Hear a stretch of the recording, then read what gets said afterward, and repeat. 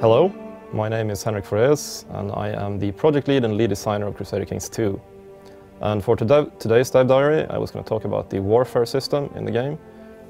It's a completely new system. We haven't seen this in any of our other grand strategy titles. It's based around the concept of the three squares, which was used ever since the days of Alexander the Great, basically up until Napoleon, where you have a left flank, a center, and a right flank, and these face off against each other in battle.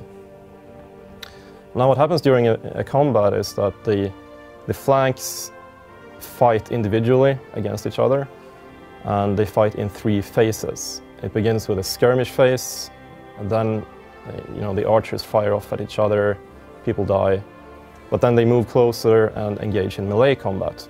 And in melee combat it's heavy infantry and knights and the heavier troop types that are king. Basically, so if your army is very, very strong on heavy infantry, you're a melee army.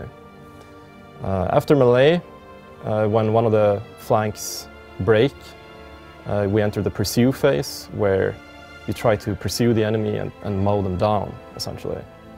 And with a little luck, your flank won't get over-enthusiastic and run away after them. It might actually do some good and turn on the center, for example, if the left flank wins.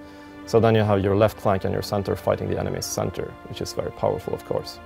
Now, the martial skill of your leaders is, of course, very important. It's a character-driven game, so the characters have different skills and attributes, and martial skill is one of them. A general with a good martial skill will, of course, be more effective than one with a poor martial skill. Also, a good general will pick a better tactic, because there are different tactics to pick in the skirmish phase, the melee phase, and the pursue phase, and some of them are more effective than others. This also depends on the martial skill of the characters. Sieges work a lot like regular combat, except that the sides don't take so much actual physical damage. It's more a matter of morale damage.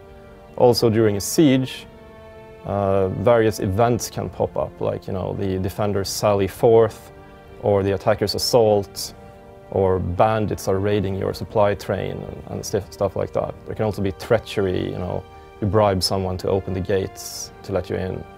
So sieges are fairly interesting, even though they last typically several months of time.